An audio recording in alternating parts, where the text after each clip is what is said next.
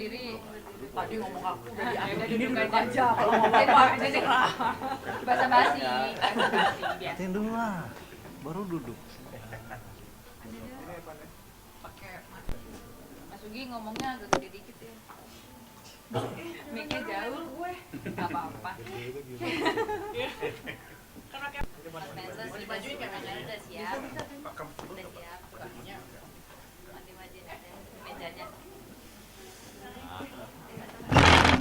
Oh, sorry. Menlunya mandiri.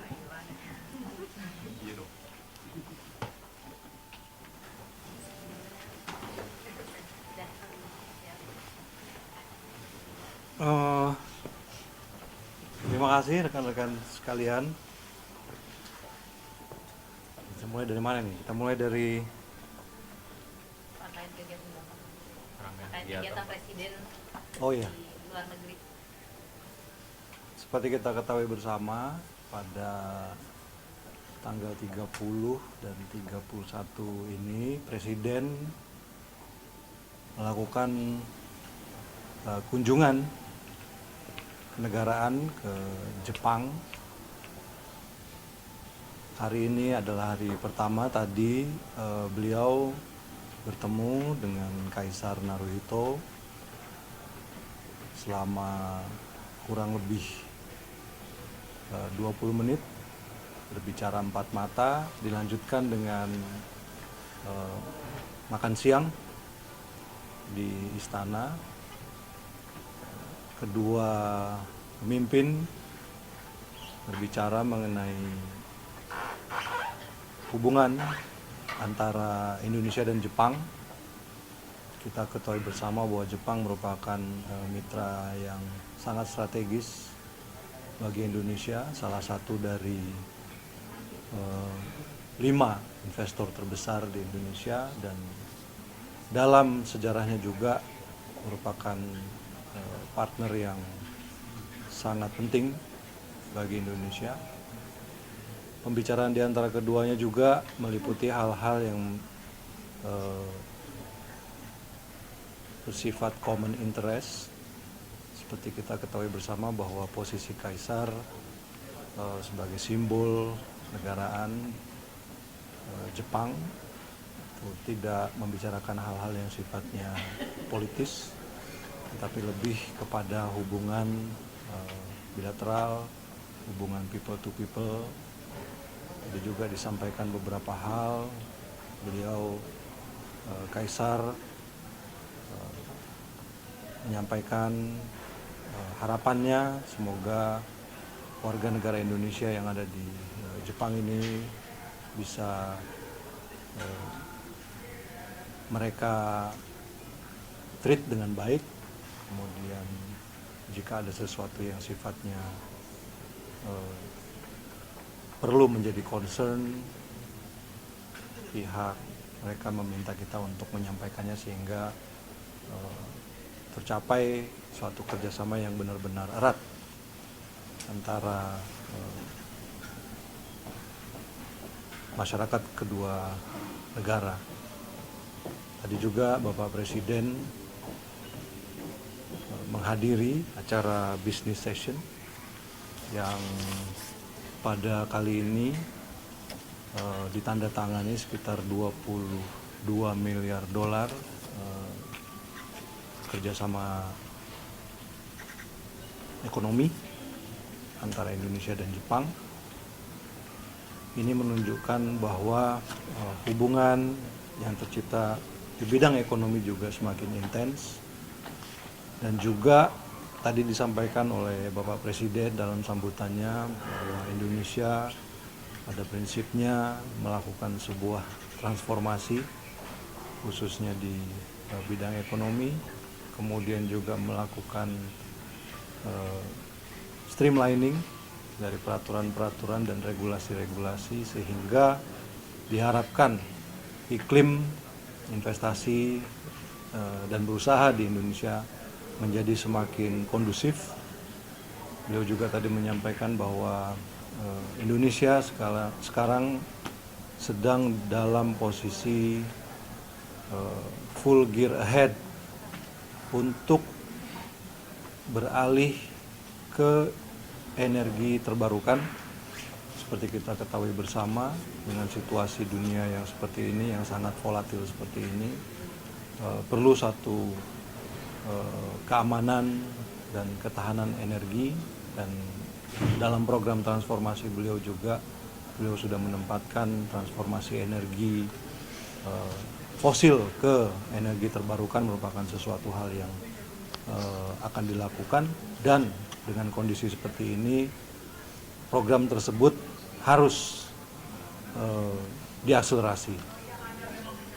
Jadi itu tadi yang disampaikan, dan rencananya besok beliau akan melakukan kunjungan bilateral dengan Perdana Menteri Takeshi Sanae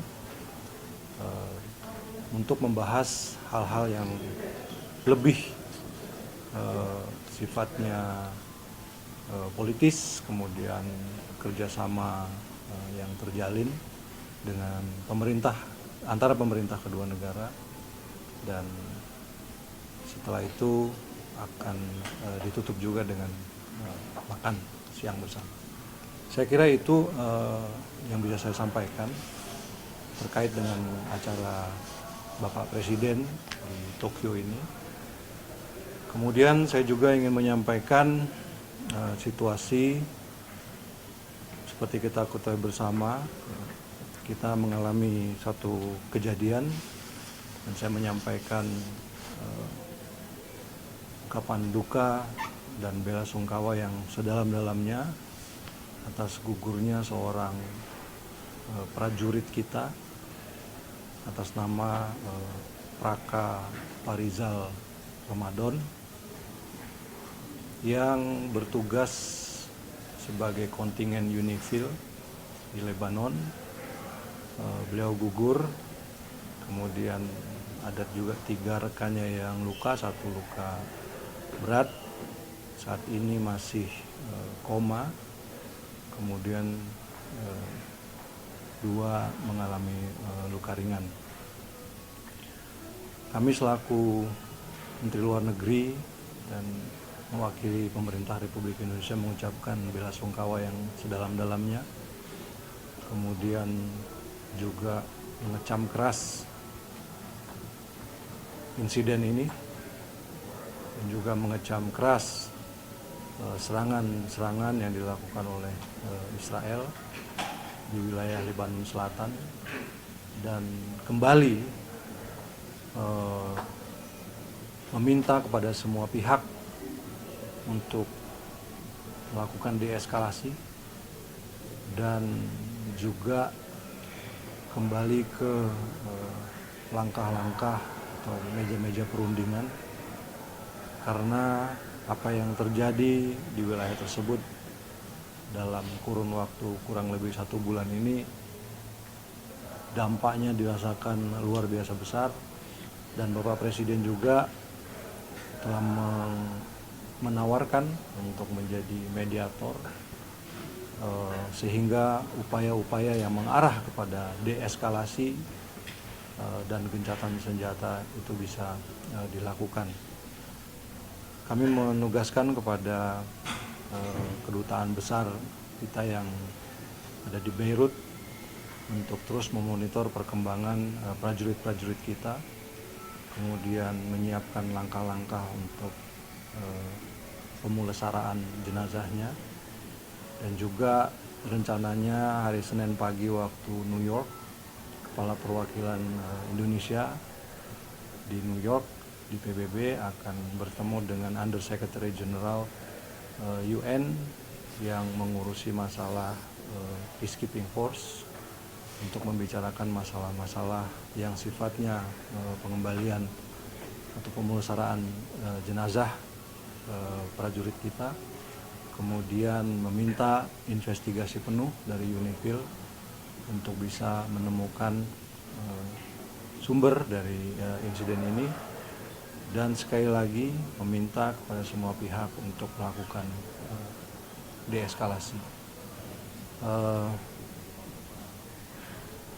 Kita beri penghormatan yang setinggi-tingginya dan penghargaan yang setinggi-tingginya kepada prajurit kita yang gugur,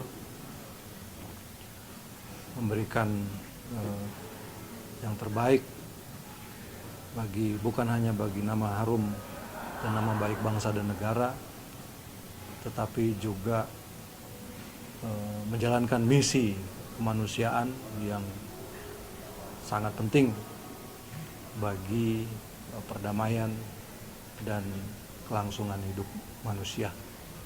Saya kira itu saja yang ingin saya sampaikan pada kesempatan sore hari ini. Terima kasih rekan-rekan sekalian. Mas Uji, Komisi 1 ngusulin biar kita narik aja pasukan TNI di pasukan perdamaian. Itu mungkin dipertimbangkan nggak, Mas? Terus terang saya baru dengar, belum sampai ke saya juga.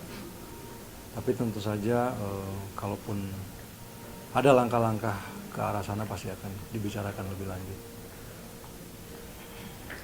Soal agenda lagi, Mas, tadi ada putra mahkota diperkenalkan ke Pak Presiden. Ya, Mas, boleh nggak mungkin dijelasin juga Pak itu di kekaisaran tadi? Diperkenalkan kepada Presiden, tadi beliau juga ikut bersama kita makan siang, yang saya kira berjalan sangat akrab ya, sangat istilahnya familiar lah. Resminya tadi hanya berdua dalam situasi tertutup. Mas Menlu, berarti atas kejadian yang menimpa salah satu anggota TNI di Unifil ini ada seperti kutukan gitu atas serangan Israel dan Indonesia. Stance kita seperti apa atas serangan? Tadi saya sudah sampaikan dan kita juga sudah membuat statement di Kementerian Luar Negeri. Satu pihak yang melakukan serangan dari Indonesia seperti apa? Tadi Unifil juga mengatakan mereka akan menyelidiki karena belum jelas ini serangannya dari mana. Kita tunggu saja hasil dari investigasi Unifil.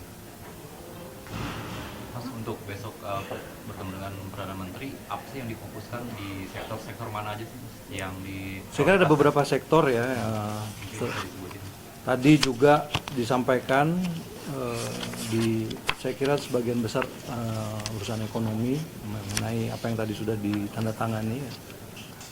Di sektor energi dan mineral kritis, kemudian pariwisata, maritim dan keamanan, kemudian juga pendidikan, juga berbicara mengenai konservasi dan hal-hal lain lah yang kemudian nanti timbul di percakapan tersebut, di pembicaraan tersebut.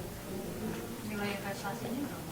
Yang tadi tercatat 22,6 miliar US dollar. Oke? Kalau besok kemungkinan akan bahas perang Iran-Israel juga dengan dampaknya? Saya kira biasanya dalam setiap pertemuan bilateral pasti dibahas berbagai materi, ya. Khususnya juga akan dibahas situasi global dan regional, dan saya kira itu juga akan menjadi bahan pembicaraan besok. Kalau update negosiasi soal Selat Hormuz sudah sampai mana sih, Mas? Sinyal positif dari Iran itu maksudnya seperti apa? Sinyal positif Terkait kapal kita bisa lewat Selat Hormuz itu udah fix? ini masih dibicarakan, masih dinegosiasi. Tapi udah dapat sinyal positif sejauh ini Yang negosiasi sama kita. ada sinyal positif ya, tapi kita lihat nanti eksekusinya seperti apa. Oke, thank you teman-teman. Thank you. Thank you banget. Ini mau ketimbang.